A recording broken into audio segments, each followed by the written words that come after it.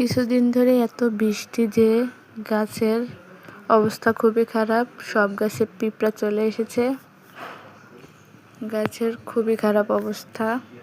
গাছের সব পাতা হলুদ হয়ে গেছে, তাই একটু স্প্রে করে দিলাম যাতে গাছগুলো ঠিক হয়।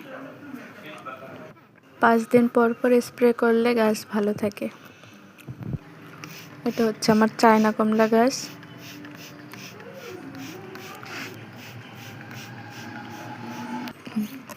এটা হচ্ছে আনার গাছ।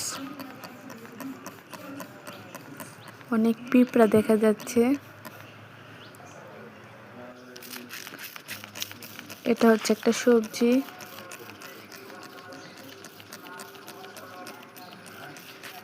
এত পিঁপড়া যে কোথা থেকে চলে আসে জানি না, সব গাছের পাতা খেয়ে ফেলছে।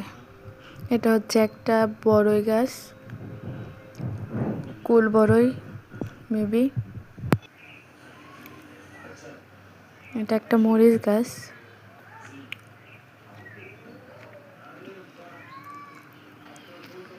এটা হচ্ছে একটা পেয়ারা গাছ। অল্প কিছু পেয়ারা হয়েছে। জানি না পিঁপড়ার কারণে থাকবে কিনা। যে পরিমাণ পিঁপড়া, আর বৃষ্টির পরেই পিঁপড়া চলে আসে।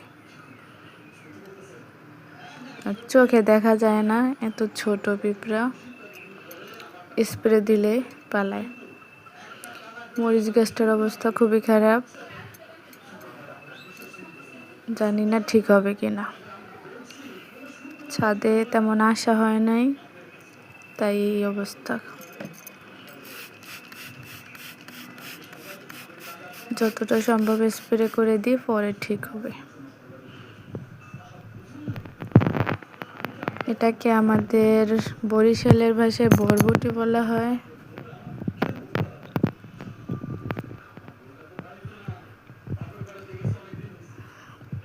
অনেক উপরে হয়েছে, যা ক্যামেরায় আসে না।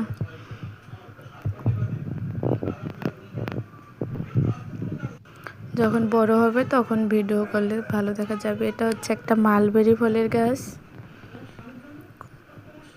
অনেক শখের একটা মালবেরি ফলের গাছ। সবাই শুধু মালবেরি করে। আমিও একটা লাগিয়েছি, দেখা যাক কবে ফল হয়।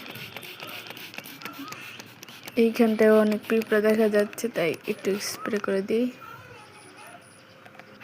নাহলে ফলগুলো নষ্ট হয়ে যাবে। বেগুন